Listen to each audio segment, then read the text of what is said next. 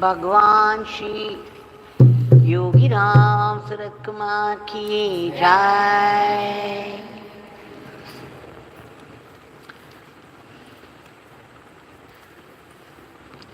योगी राम सूरत कुमार, योगी राम सूरत कुमार, योगी राम सूरत कुमार, जय गुरु राया। योगी राम सूरत कुमार, योगी राम सूरत कुमार, योगी राम सूरत कुमार, जय गुरु राया। योगी राम सूरत कुमार, योगी राम सूरत कुमार, योगी राम सूरत कुमार, जय गुरु राया। योगी राम सूरत कुमार, योगी राम सूरत कुमार, योगी राम सूरत कुमार, जय गुरु राया। योगी राम सूरत कुमार, योगी राम सूरत कुमार, योगी राम सूरत कुमार, जय गुरु राया।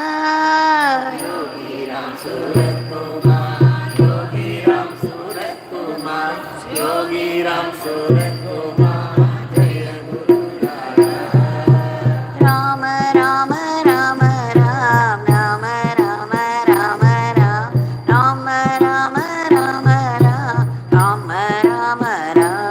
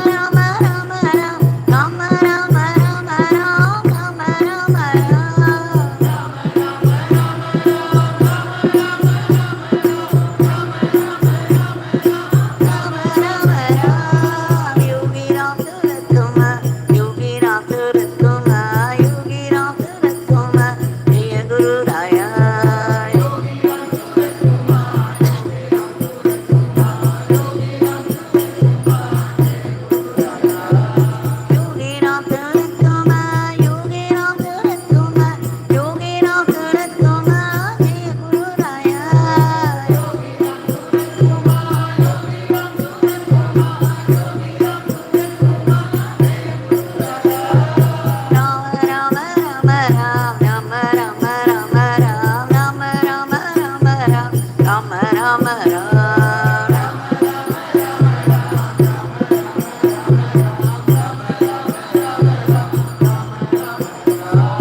Rama Rama Rama Rama Rama Rama Rama Rama Rama Rama Rama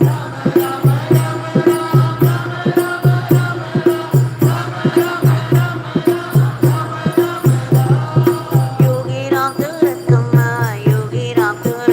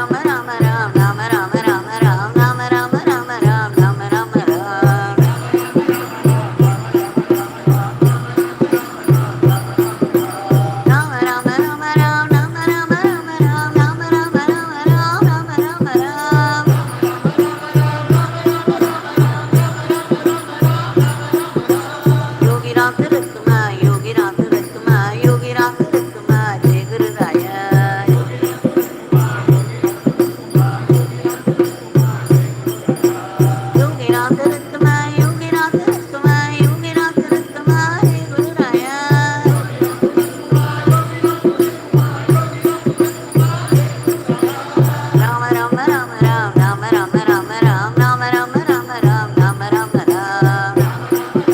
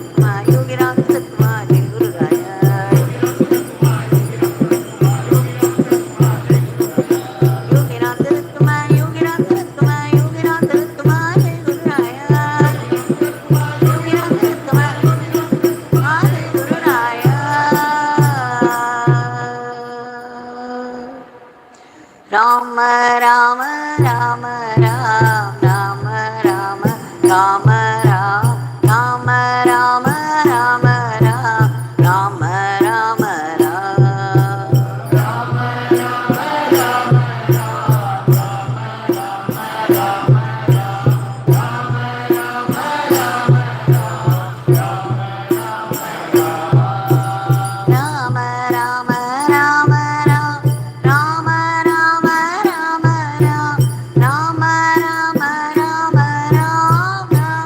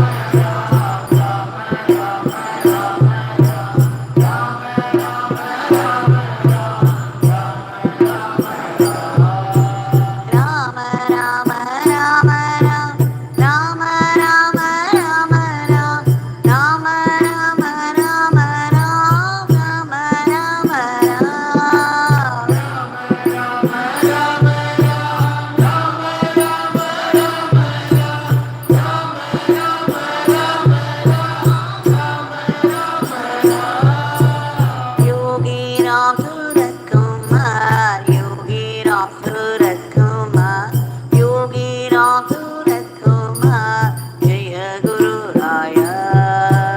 Yogi Ram Surat Kumar, Yogi Ram Surat Kumar, Yogi Ram Surat Kumar, Jaya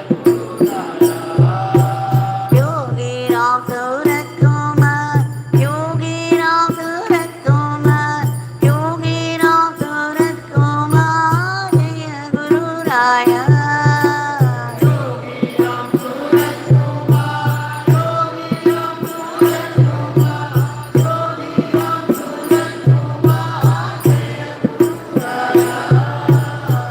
Rama Rama Rama Ram, Rama Rama Rama Ram, Rama Rama Rama Ram, Rama Rama Ram. Rama Rama Ram, Rama Rama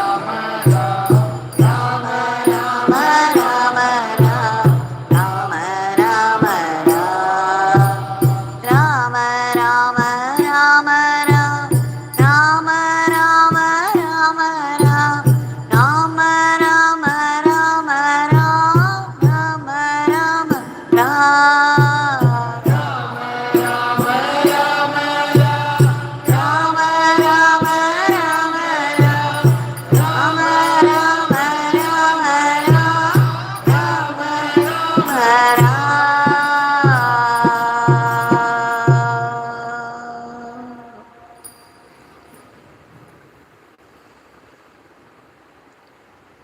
भगवान श्री योगी राम सूरत कुमार की जय।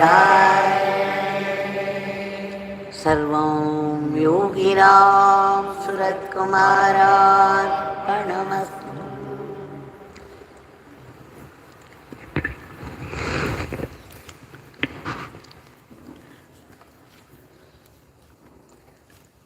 As we have always been saying, this is one more day. We have been extraordinarily blessed with this fortune of singing His powerful name during this evening twilight, a time specially meant for worship, a time that would improve the benefit enormously for any effort that we take towards God. In celebration of this grace, with deep gratitude, as usual, we have offered the Nama lotuses at the lotus feet of Bhagavan. Now, here is the story of Buddha, a very short story which I have already shared in Tamil with people.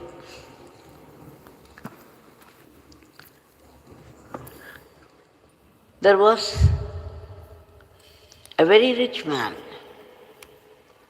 with a certain status in the village, enjoying all the comforts of life that money could bring. Still, he was very miserly.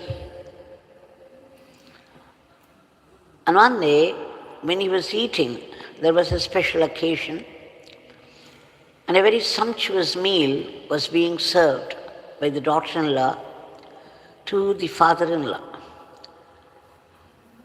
Now, as he was enjoying his food, halfway through, suddenly a voice was heard outside. A Buddha bhikkhu, a renunciate of Buddha order, was there outside, calling out, saying that he was very hungry, if they could please share something with him. This rich man, who was very miserly, ignored it, just wouldn't say anything, but went ahead enjoying his own food. And again, the second time, the Buddhist called out, "Please, those who are inside this huge palace, I'm very hungry. I'm a mendicant. Please give me something to eat. And again, this rich man ignored and went ahead with his meal. But the daughter-in-law was getting very restless. She wanted to, there was so much food at home. Why couldn't they spare a little for this man who was pursuing a very harsh life? But then she looked up and asked her father-in-law, Father, can we put something? Can we give him something? He said, no. Why should we give him anything at all? If he wants, he can go work. He can go and do work and earn his food. There is no need. Now the daughter-in-law knew for sure this man would not give him anything at all. And this Buddha Bhikshu was outside calling out pathetically. He was truly in a bad condition. So this lady shouted from inside, can't you hear? We have no food here. My father-in-law himself is eating some old food. The old and stale food. There is no food here. You please go and ask in another place. My father-in-law got very wild. How dare you say that I am eating an old and stale food?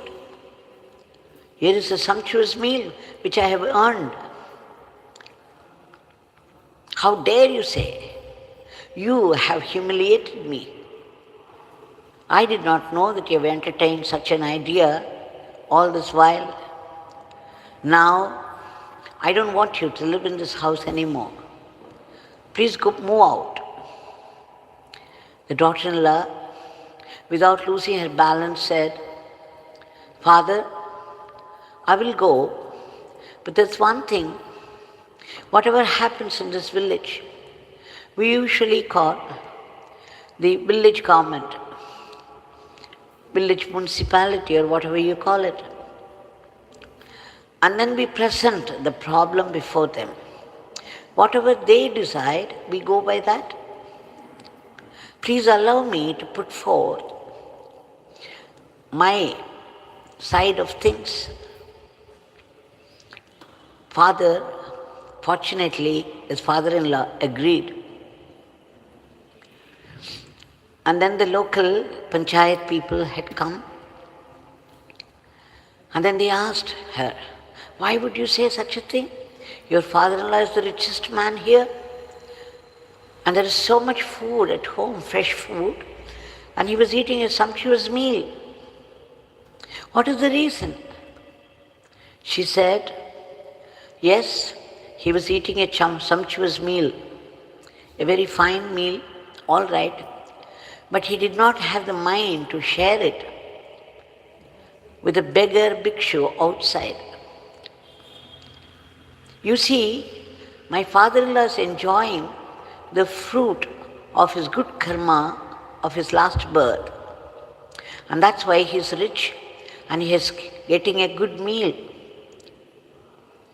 So he is enjoying the fruits of his past karma, past good karma.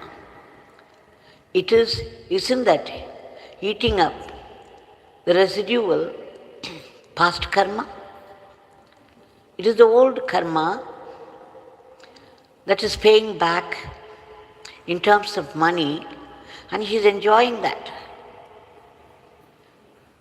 So that's why I said he is eating his old food, meaning the fruit of his old karma, good karma of the past. And as soon as she said that, the learned people of the place, and of course her own father-in-law, understood what she meant, that he must have done a lot of giving in his last birth, for which sake he is now enjoying the riches. But now the way he is behaving, not sparing anything for others, this is creating a bad karma whose fruit he would have to go through in the next birth. So when she said it's old food, the residual food of the past karma.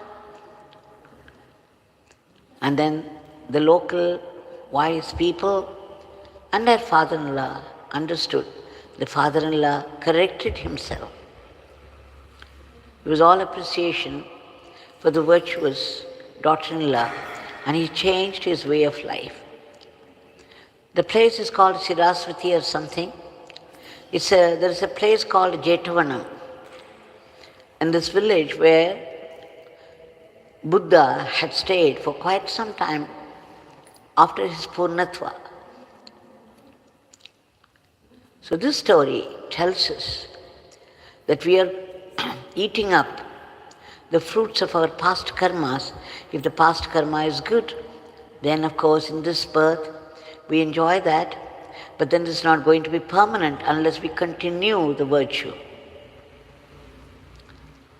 I remember an incident when Bhagavan was at Sudama smoking his cigarette, completely absorbed in his work, and it was about 9 o'clock in the morning. And there was this beggar woman, an old and weak beggar woman, was standing outside calling out in a very similar way, Amma, please give me something. I'm old, I'm hungry. I want to take something, I want to eat something. Please give me something. Bhagavan would not budge from his place, nor was there any soft expression on his face. He continued to be absorbed in his work. And then I was feeling restless. So I stopped, I said, Bhagavan, there is an old beggar woman calling out for food. Shall I go see whatever is left over there? I can give it to her. He just gave me one look, a stare, and then, Devaki, sit down. That is not this beggar's work. Now, I was taken aback, but I knew from my past experience that he would not say something like that without a purpose or meaning. So I kept quiet, and again this woman continued, more pathetically than before, Ma, please give me something. And it was so pathetic. For some time I kept quiet, but as she continued, I could not keep quiet anymore. I once again intervened and said, Bhagavan, maybe we can give her a coin or two with which she could buy some flat rice or fried one, and that would see her through the day. He gave me a really stern look now. Devaki, didn't I tell you? Don't ask me again. It's not this beggar's work. Now I thought, okay, I just left it at that. And then soon that lady left. There was no more calling out. And then, about half an hour later, Bhagavan probably created a chance deliberately. I had to go out. I had to open the gate and do something. And as I opened the gate and looked, this lady was found sitting one house after.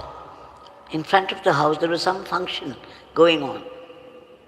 And these people had laid a huge banana leaf in front of her, and so many items were served. A very sumptuous meal of the special function, and she was enjoying it. I saw the happiness and satisfaction on her face and the food items on the leaf. I was very excited, so I ran inside and reported to Bhagavan. See, Bhagavan, That lady is eating now heartily. She's very happy with the food. Then again, Bhagavan gave me a look which spoke volumes. But then he did say one sentence, Devaki, what do you think this beggar has been doing all the time? And that's when I understood that even while he was saying that is not this beggar's work, meaning giving food physically would not suit that particular occasion, so it was not his work. His work was directing her to the place of the function and making those people inside give this sumptuous meal to her. So Bhagavan's work was mostly hidden, and he was always doing the right thing. He often compared himself as a candle which burned at both the ends. They sacrifice their comforts, they sacrifice every joy of life just to give joy to other people, just to do good to the mankind. He was working all the time for the welfare of the people, for the welfare of the whole cosmos. So one can never judge these people by appearances. Bhagavan often said, when you throw one meal to a beggar, are you going to lose all your wealth? Or is the beggar going to become a millionaire by that meal? Why won't you give something to every beggar which is nothing to you but which is everything to him when he is hungry? And he also added, if you feed 100 beggars, there might be one great soul in that. And feeding one great soul is equivalent to feeding the whole cosmos, the whole creation. Because a great master is one with the entire creation. We shall now offer our today's prayer at the lotus feet of Bhagavan. Bhagavan, we beg you, we are the beggars all the time, and we beg you 1,000,000 times for your immediate divine intervention to bring forth a dharmic normalcy to today's world, which is full of violence and growing enmity and a lot of misunderstanding. And of course, there is war already going on with all its implications. And there is this sudden attacks of cruel diseases. And of course, the furies of nature, the violence of nature. We beg you, because you are the cosmic controller, you have said so, please bring in harmony, order, unity, friendship and brotherhood, so that there will be mutual understanding and help, and you can have a good control over these diseases and the violence of nature. Please save us all from this condition of this world. And of course, the reason for this condition is the negativities of the human mind. We beg you to uproot them. We also beg you to reach out to those people who have been suffering in some way or the other due to their past karma, unable to find help or protection.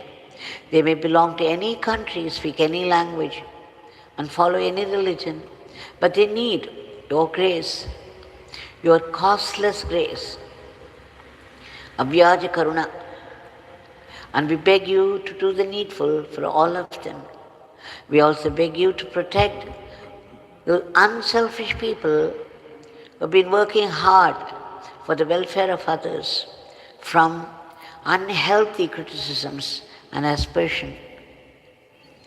We beg you again to give a boost to our economy, to promote the growth of the country in varied fields of activity, right from science and technology to culture and spirituality, so that India would reach that status, the state of world teacher, as predicted by the great ones over years, that it would lead the whole world in the path of Dharma. We also pray to you in all earnestness for ceaseless chanting of your powerful name and unbroken remembrance of your leelas and teachings, so that we could assimilate it and make it into Atma Shakti. We also beg you to bless us to be only sattvic instruments in your hands. We know that everybody is only an instrument, but we don't want to be the demons. We don't want to be Duryodhanas and Ravanas. Please bless us to run our everyday life as an offering to you and not be caught by the temptations of Maya. We also beg you to bless us to reach that ultimate state of bliss and peace. But then we need to be purified. We take refuge in your powerful Nama and joyful chanting of it. Because the Nama has the power. Bhagavan had often declared, no single Nama goes waste. Every Nama does its transforming work. So we take refuge in your ceaseless chanting of your powerful Nama. We also take refuge in joyful service to you. Whatever work that falls into our hand, wherever we are, if we look upon it as service to you and do it in the spirit of service to the divine and joyfully at that, without any unhealthy competition or jealousy, all that would become our Atma Shakti again. And Bhagavan, please bless us to practice acceptance of whatever life brings to us, be it a joy or sorrow, coming from you by your will. It can only be a great blessing because you are our well-wisher. In truth, you are playing our role. You are the doer.